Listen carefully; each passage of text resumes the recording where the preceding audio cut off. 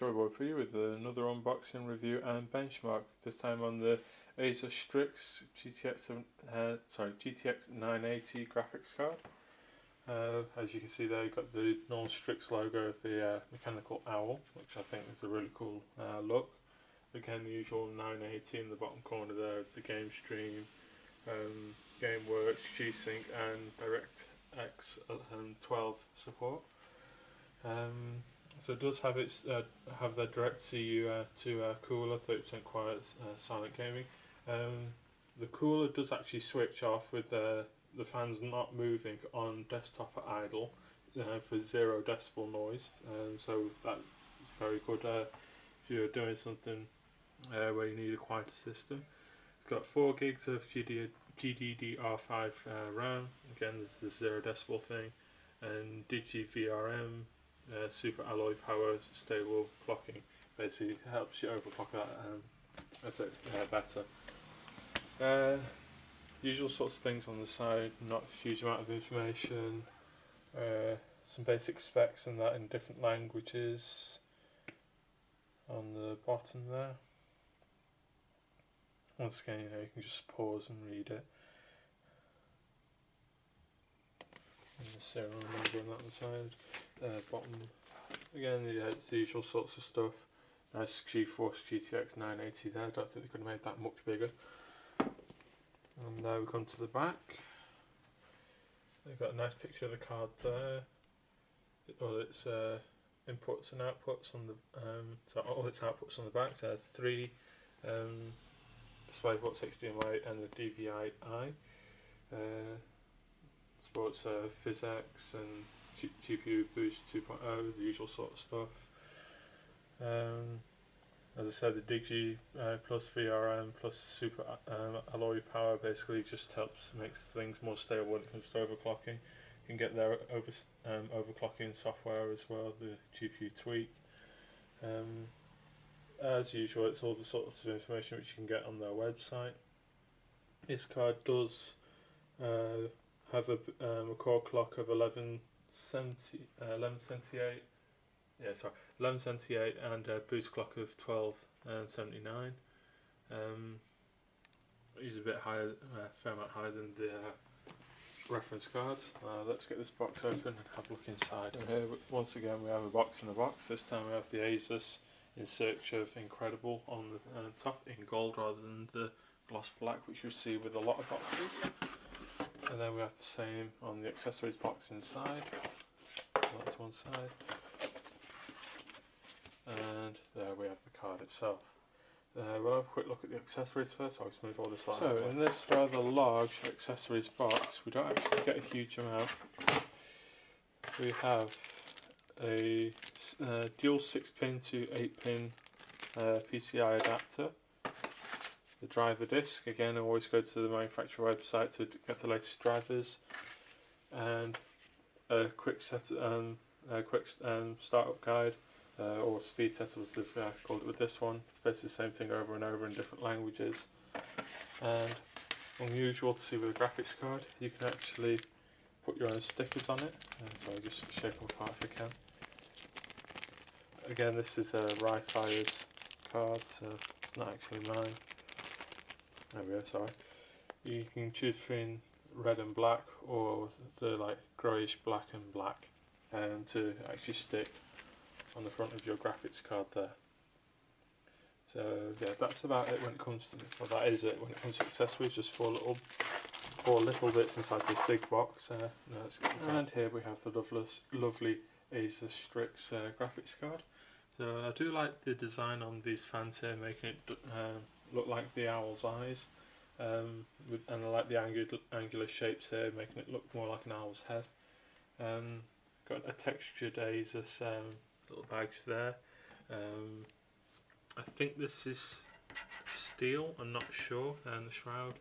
Got a huge heatsink underneath, and these are pretty large fans. Got 6 and 8mm heat pipes. You got your PNW fan controller there. Sorry, fan connector I should say. Shroud extends all the way around the side. Does come a bit over the side of the card a bit.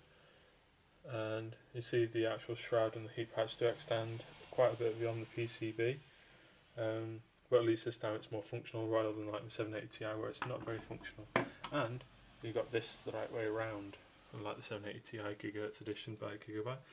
One thing which is worth mentioning, here and here you have two very bright white LEDs, and if your computer has a window and in your bedroom, this will light up your... Whoops, something fell off my bed, sorry. This will light up your bedroom considerably during the night. Now you do have a warranty void if removed sticker there.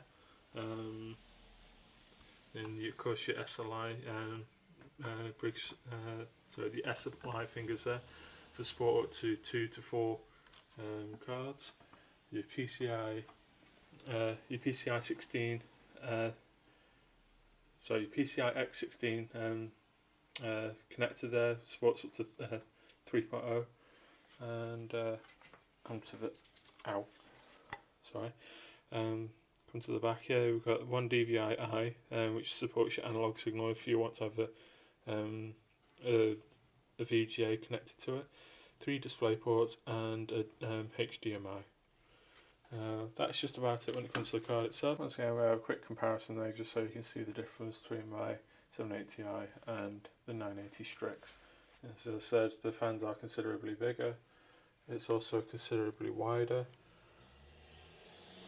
and should be a very good performing card. Let's get it in the system. Yeah, we can see we have the Strix inside the system now. There's the two bright LEDs I was talking about before. No, the lighting isn't brilliant in there, but you can currently see that both fans are not turning at all. It's been on the desktop for a few minutes now, and I can touch the heat pipes and they're only warm. So we see GPU's head there. Turn it to the sensor, you can see it's at 40 degrees at the moment. So I'm going to get on to the benchmarking, and I'll be right back in a bit. So now running the Heaven benchmark, been benchmarking for almost an hour now, I think. Still got those lights on top of there. One thing I did forget to mention, that Strix logo there, if your cables are coming from below, it will cover, those will cover that. You see the fans are now running. I'm holding my camera around 6 inches away from the graphics card, so you can hear for yourself how loud that is. It's currently running at around 64 degrees centigrade. Right, before we get into the benchmark, everyone, need to go over a few things about the card in general.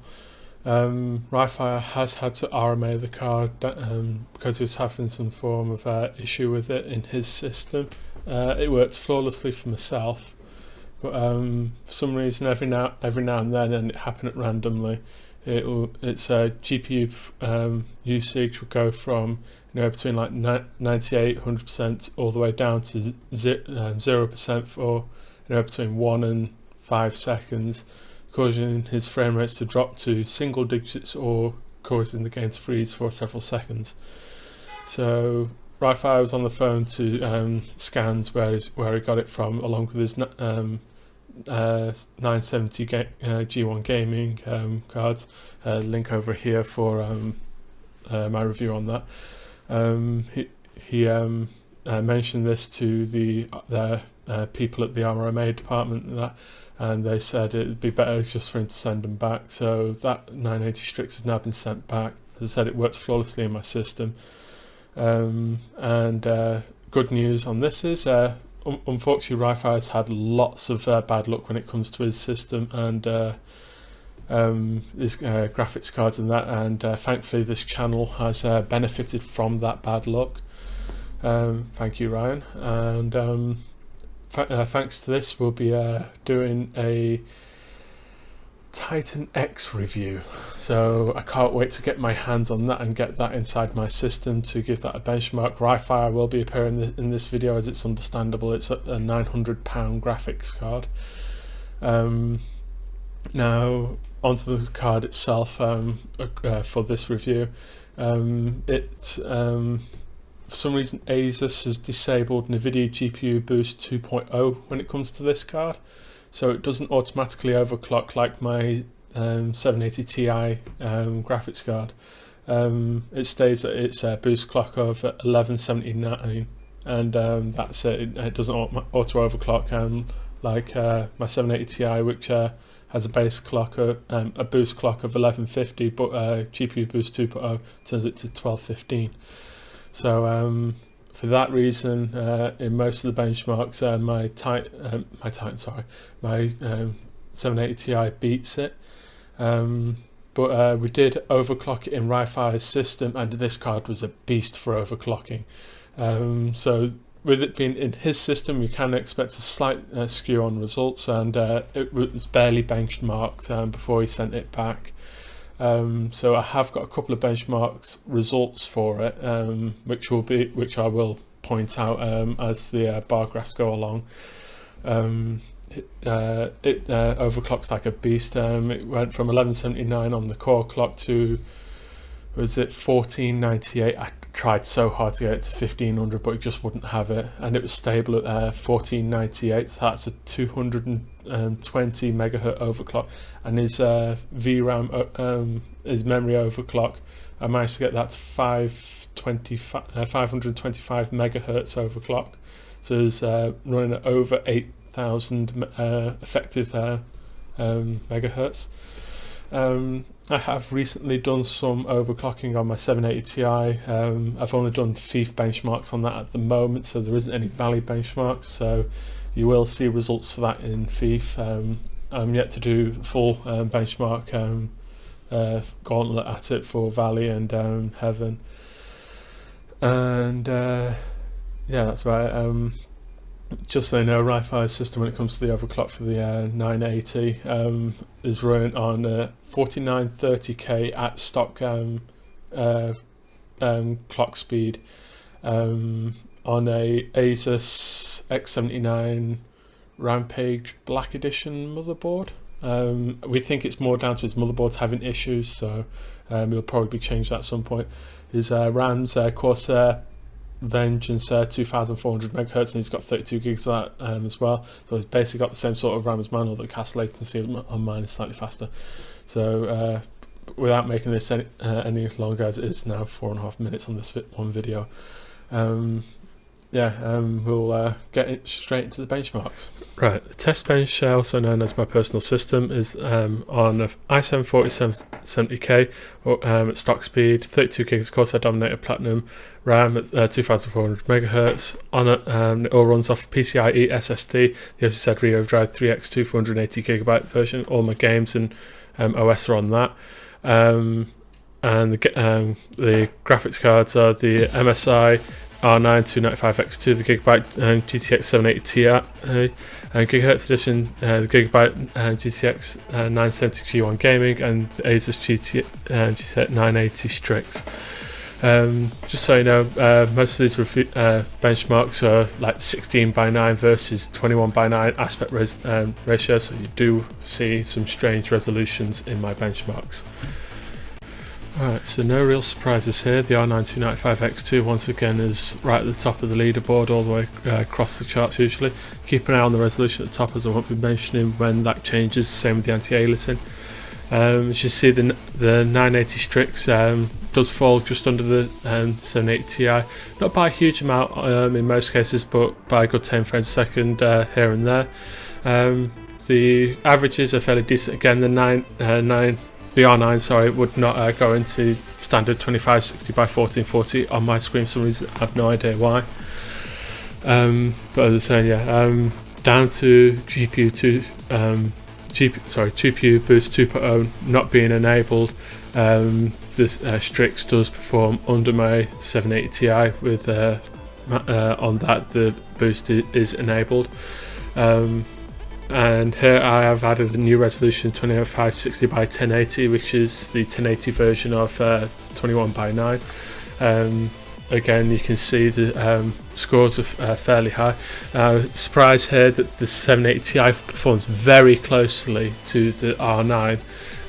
Even my minimum frames per second are actually slightly higher than it at that resolution, Now the R9 itself is a very unstably performing card. The frame rates are all over the place than the video cards by comparison. The frame rates are much closer and performs much more stably. Here the 780 Ti beats the R9 for some reason. Same with the 980 on the maximum frame rates. Same as the minimum frame rates. The averages are almost fairly close. As you can see, just turn down the anti-aliasing a little bit and you get much better performance at the higher resolutions.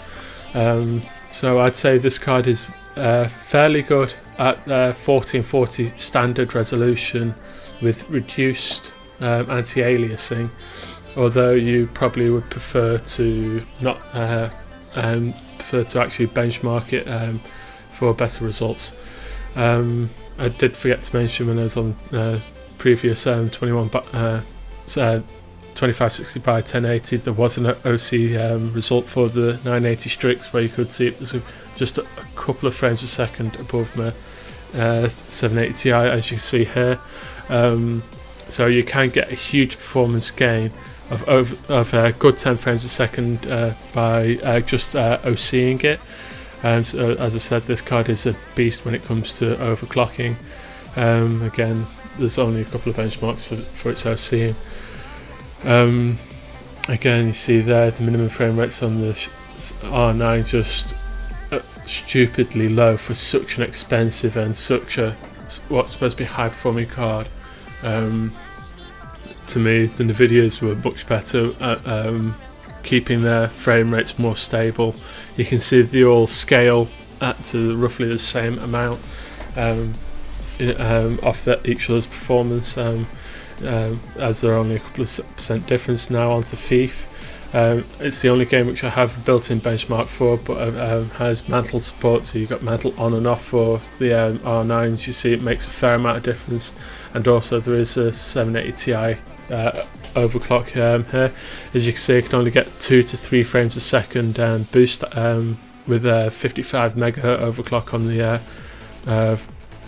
core, which brings it again just above, even further above the 980. For some reason, the 980 Strix performs better in Thief than the 780 Ti at stock. I don't know why this is. I actually wanted to see more benchmark results for this reason. As for some reason, as I said, it outperforms it in gameplay, but not in it beats it in gameplay, sorry, and not in the benchmark. So that just about wraps up this the benchmarks. Just pause to see the results and that. Right, now to wrap up this review. To me, the Strix was a brilliant card, especially after you overclocked it. Just overclocking it at 1080, well 2560 by 1080, we were getting an extra 10 frames a second out of it on Valley, which was a fantastic result. Although the overclock that we got is considered fairly high for the 980 series, which I hear being nearly 1500 megahertz. It does perform very quietly, and it's rather cool. When it's in the desktop environment, though, it does get fairly hot as the fans don't even activate until it reaches 65 degrees. But once those fans turn on, it is hard to push that card above 60. Well, the highest temperature I got was 67 degrees centigrade. And that is fairly good considering we're stressing it a lot, especially once we overclocked it. So yeah, it stayed fairly cool. My 780 Ti back, for example, gets upwards of 76, 78 degrees without it being overclocked. It doesn't seem to increase the temperature overclocking that one though, for some weird reason. But yeah, I definitely give it like a performance award. Stealing from Tiny Tom Logan sort of idea. It performs very well, especially like 21 by 9 1080 or like standard 1440 resolutions. Although at 1440 you might want to turn down your anti-aliasing just a little bit, or other things there, especially for games to come, as otherwise you will be lacking quite a bit in your frame rate. It is a fairly expensive card. The 980s in general aren't the cheapest cards on the block, but if you're an enthusiast or you just want a really good card, I'd definitely go for this one. It's a very good card by Asus, although I don't understand why they turned off the GPU boost 2.0 for it. So yeah, it's just one of them things. Overclocking it's very simple. You know, a half-wit could do it. As it just does not seem to want to melt with that non-reference cooler on it. It stays at very good temperature. So yeah, that just about wraps it up for this review. This has been a very good card. Definitely looking forward to doing that Titan X review, as that's still got almost a week before that actually is released for people to buy it. Reviews first came out on YouTube a few days ago, so yeah, I'm definitely looking forward to do that. So leave any thoughts in the comment section below. Please subscribe for more unboxing, review and hopefully benchmark videos coming soon. Hope to be doing some 3D rendering benchmarks or something like that for the Titan X, as a lot of people seem to want to see what I can do, and no promises there. Yeah, so leave any comments in the section below. Please subscribe to my channel, and this is Joe OP signing out.